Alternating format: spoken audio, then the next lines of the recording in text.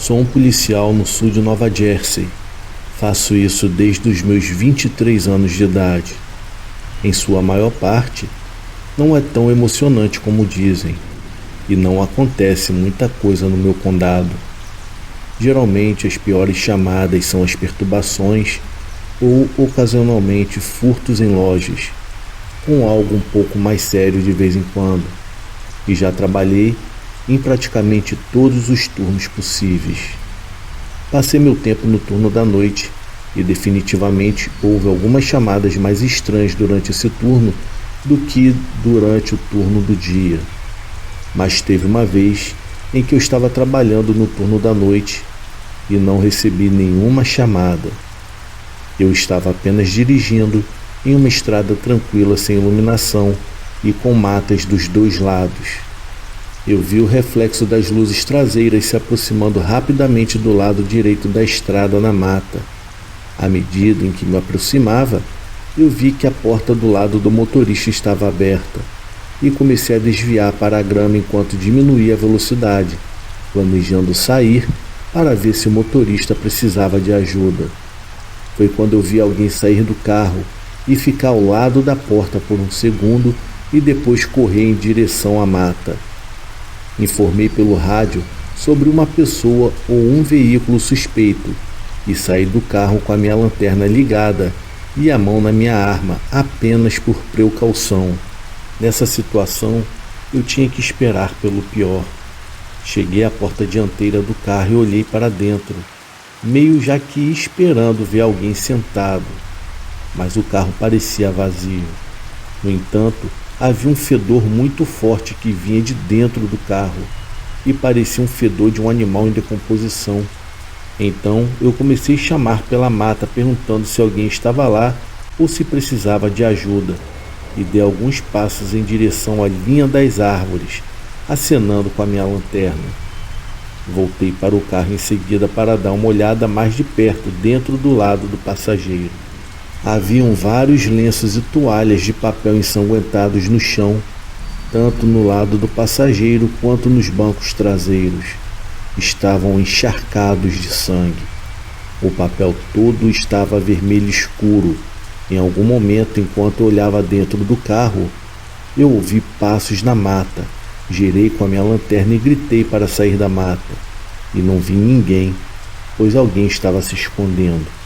E lá estava eu, e isso foi confirmado, quando ouvi uma voz profunda em algum lugar além das árvores e arbustos. Eu não tinha ideia do que a voz dizia, e respondi dizendo: "Ei, você, aparece aqui, você está machucado, está precisando de ajuda?" Preparei-me para desembainhar minha arma, enquanto eu caminhava um pouco mais para perto, e repeti a pergunta: "Alô, está precisando de ajuda? Você está machucado?"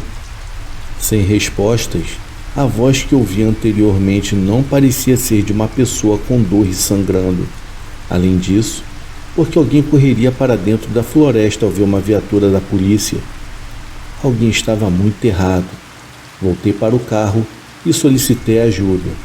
Ao investigar o veículo mais a fundo, eu notei que não tinha placas e quando voltei para dentro da parte traseira, encontrei algo que quase me fez vomitar de choque, pois havia algo pesado envolto em papéis toalhas que estavam completamente ensanguentados. Eu desembrulhei com as luvas e descobri uma mão decepada, e não demorou um instante para eu perceber o que era, pois estava completamente vermelha e escura, encharcada de sangue. Agora a situação passou de 5 para 10. Avisei pelo rádio que havia um possível assassinato e precisava de reforços. Eu liguei as luzes da minha viatura para facilitar a identificação da minha localização por outros policiais. Quando o reforço chegou, fizemos uma busca minuciosa na floresta, em busca de possíveis rastros de sangue. E nada. Não havia sequer rastros de sangue saindo do carro, o que significava que a mão e o sangue nos tecidos que eu encontrei talvez não fossem da pessoa que eu vi correndo para a floresta. Eventualmente, a unidade canina teve que ser chamada para buscar a pessoa. Horas e horas de buscas não resultaram em nada.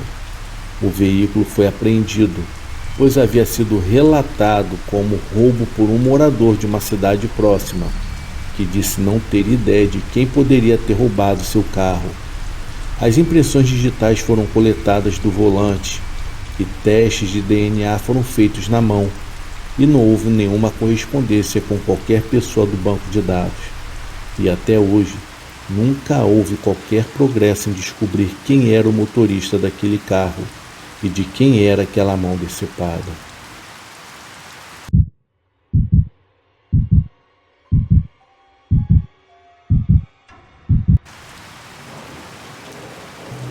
Meu parceiro e eu fomos designados para uma unidade no departamento do xerife que lida com tornozeleiras eletrônicas. Em uma noite, enquanto procurávamos por alguém que havia fugido do programa, seguimos sua última localização, conhecida até uma área um tanto suspeita do nosso condado. Poucas paradas são rotineiras, mas essa foi inquietante desde o início, pois o meu parceiro foi até a porta da frente enquanto eu ficava na lateral da casa, e depois de bater a porta, pudemos ouvir movimento lá dentro, e a porta se abriu, e uma mulher de meia idade olhou lentamente para fora da porta, e olhou diretamente para mim. Não havia como ela saber onde eu estava. Eu não estava à vista de nenhuma janela na frente ou na lateral da casa. O estranho foi que a maioria das pessoas responderia à pessoa na porta da frente e não olharia primeiro para o lado da casa. Depois de um momento, ela nos deixou entrar, depois que perguntamos se ela conhecia uma tal de Camille, que estávamos procurando já há um tempo.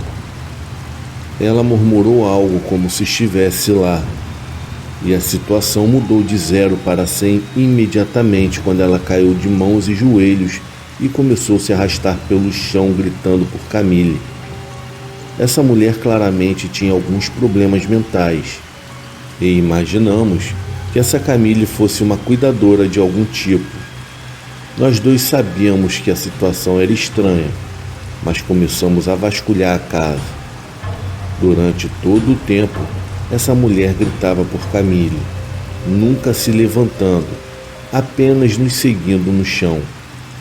Deve ter sido por volta de umas 8 horas da noite e estava bem escuro lá fora.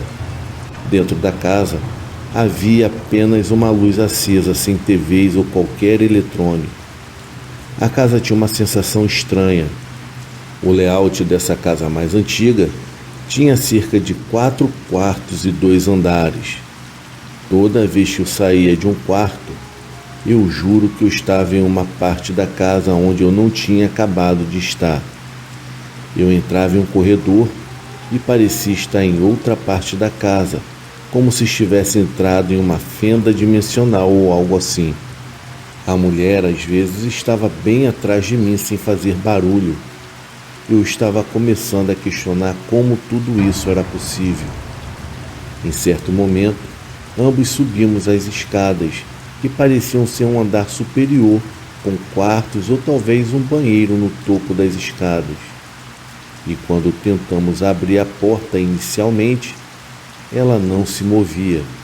Parecia que tinha sido selada de alguma forma, como se tivesse sido pintada e a tinta tivesse secado nas frestas da porta. Depois de um pouco mais de esforço, a porta acabou se abrindo, revelando um sótão nos quartos. Se você se lembra da atividade paranormal, quando o cara encontra uma foto de sua esposa e filho no isolamento, era isso que parecia. Não havia nada além de espaço de armazenamento isolado e uma lâmpada mais antiga com um cordão pendurado nela. A mulher estava apenas sentada no fundo das escadas nos observando, ocasionalmente gritando por Camille.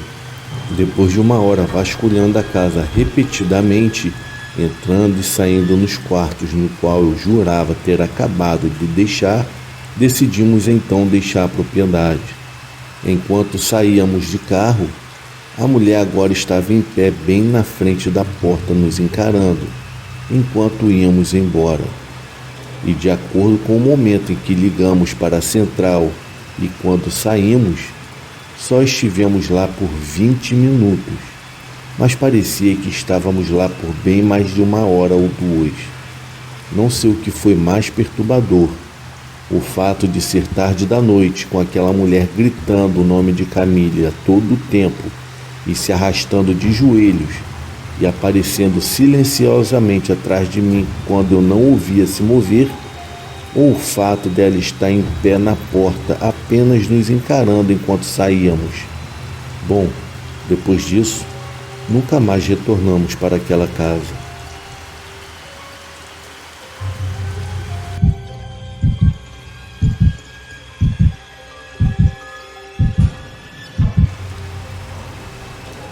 Minha família e eu morávamos no meio da Geórgia. Muitas histórias não surgem nessa região, e essa que eu estou prestes a compartilhar nos deixa felizes por este fato. O meu primo, a quem todos chamavam de Bob, era policial pelo menos há 5 anos. Ele ingressou na força policial com olhos brilhantes de otimismo. Acho que como muitos fazem. Parece clichê, mas ele realmente queria fazer a diferença e ajudar a melhorar a vida das pessoas em sua comunidade. Certo dia, receberam um alerta de uma casa em algum lugar entre a cidade de Macon e a cidade de Roberta. E segundo Bob, era um lugar no qual as pessoas pensavam estar abandonadas há anos, o que dá a ideia do estado em que a casa estava. Enfim, quando chegamos, um senhor mais velho estava sentado nos degraus da frente com as mãos no bolso. O Bob e o outro policial aproximaram-se dele e ficaram alarmados ao verem que o homem estava chorando e que o mesmo também murmurava algo para si, do qual eles não entenderam. Eles tentaram então questionar o homem, mas o cara estava completamente incoerente e não demorou mais do que alguns segundos para perceber que o pobre homem estava traumatizado. Enquanto seu parceiro chamava por um outro carro, Bob sacou sua arma e decidiu entrar na casa. O fedor dentro da casa estava extremamente podre. Ele me disse que a cozinha e a sala estavam um caos total, e era evidente que os donos da casa eram acumuladores. Panelas e frigideiras estavam espalhadas quase até o teto, e comida estragada por toda a casa. Recipientes de comida para a viagem estavam espalhados pelo chão, que estava completamente nojento. Como o procedimento ditava, Bob chamou para ver se alguém respondia. E nada, silêncio total. Ele me disse que mesmo com todo o seu treinamento e experiência ao longo desses últimos 5 anos, a sua frequência cardíaca já estava aumentando rapidamente com a arma pronta. Ele verificou a sala de estar e viu que não havia ninguém lá. Ele seguiu pelo corredor, onde o fedor estava ficando muito pior, justo quando tudo se tornou demais. Ele cobriu a boca e o nariz e abriu a porta do que suspeitava ser o quarto. E na cama haviam 2 cadáveres de pele cinza e cobertos de moscas. Apesar do seu estômago revirando, o Bob decidiu se aproximar para uma olhada mais de perto. E uma decisão que ele disse se arrepender desde então, pois um dos cadáveres era masculino e o outro era feminino. E a pele dos seus rostos já começava a cair, e as moscas entravam e saíam de suas bocas. Algumas pousavam e ficavam nos olhos. Enquanto Bob examinava o corpo da mulher, ele ficou horrorizado ao descobrir que ela segurava um corpo ainda menor. Era um bebê morto.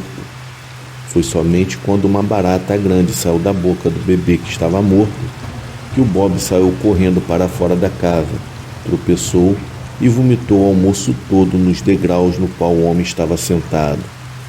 Quando os outros carros finalmente chegaram, puderam fazer uma inspeção mais minuciosa. O homem mais velho que o Bob e o seu parceiro viram ao entrar na casa era um ex-colega de trabalho e amigo do homem morto. Eles haviam trabalhado juntos em uma empresa de embalagem de pêssegos. O homem estava desaparecido por mais de uma semana e ele foi até a casa deles para ver se ele estava bem. O pobre homem foi o primeiro a ver aquela cena horrível no quarto. A história que eles juntaram foi que a esposa e o marido em algum momento se tornaram viciados em uma droga chamada opioides. E depois de algum tipo de cirurgia, e cerca de um ano antes, eles juntos começaram a abusar de analgésico. E o vício cresceu até eles começarem a injetar e cheirar heroína. A filha deles, que tinha apenas alguns anos de idade, acabou morrendo por negligência. Quando o marido e a esposa descobriram que o bebê havia morrido, eles decidiram então se matar. Segundo o legista, ele havia encontrado heroína suficiente nos corpos de ambos para matá-los por 2 vezes. O Bob ainda está na força policial, mas começou a beber um pouco demais depois daquilo tudo. Ele tem ido à terapia e conseguiu controlar sua bebida, mas quase todas as vezes que conversamos, ele diz que ainda tem pesadelos com o corpo daquela pobre criança e que seus pesadelos, o bebê ainda se encontra chorando.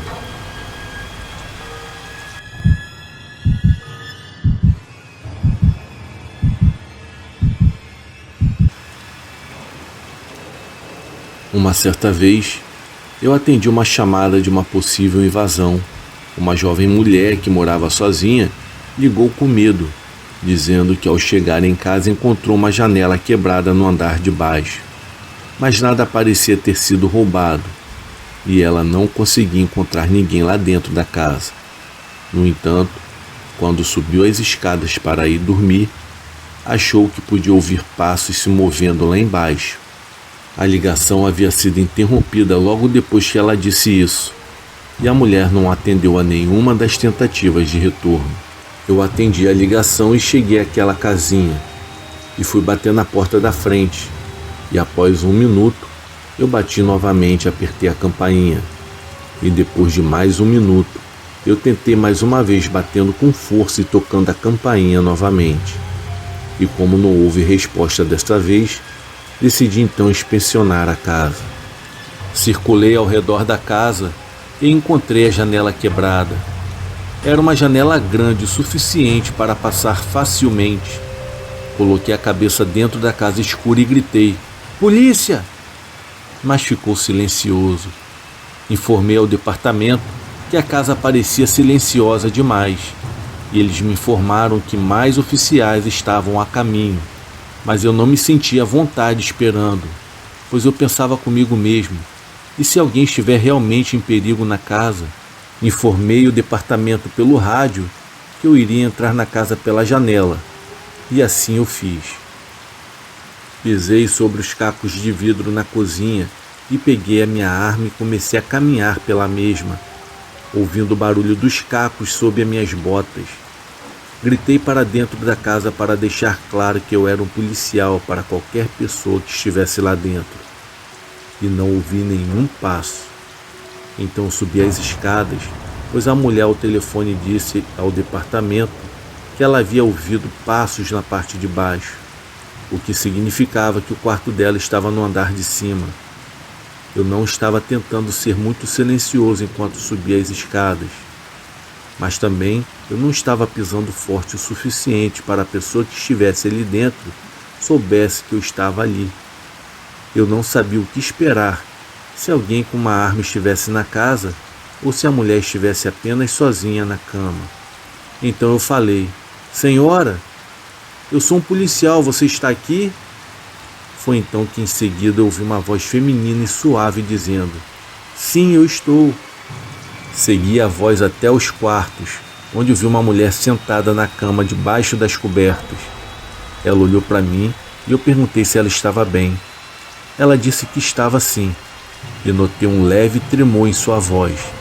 Eu mantive as luzes do quarto apagadas enquanto observava a luz suficiente da lua no quarto para que eu pudesse examinar sua expressão facial, e ela parecia completamente perturbada. Eu disse a ela que estava respondendo pela ligação telefônica. Então perguntei por que ela havia desligado, e não atendeu às chamadas de retorno. Ao ouvir, ela gaguejou e disse que não havia ninguém aqui. Eu percebi o que estava acontecendo. Olhei para o armário e fiz um leve aceno de cabeça para ela, e ela balançou ligeiramente a cabeça, negando. Foi então que olhei debaixo da cama e apontei, e ela balançou a cabeça, confirmando.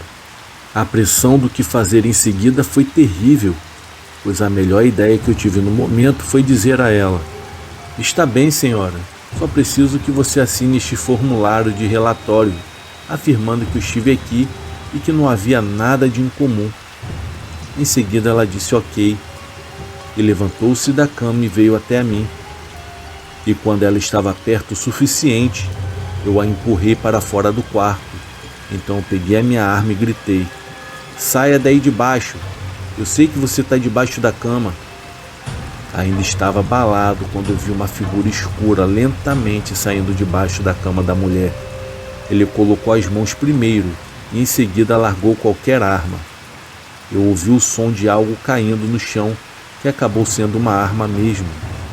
Ele era um homem de meia idade, que estava vestido completamente de preto.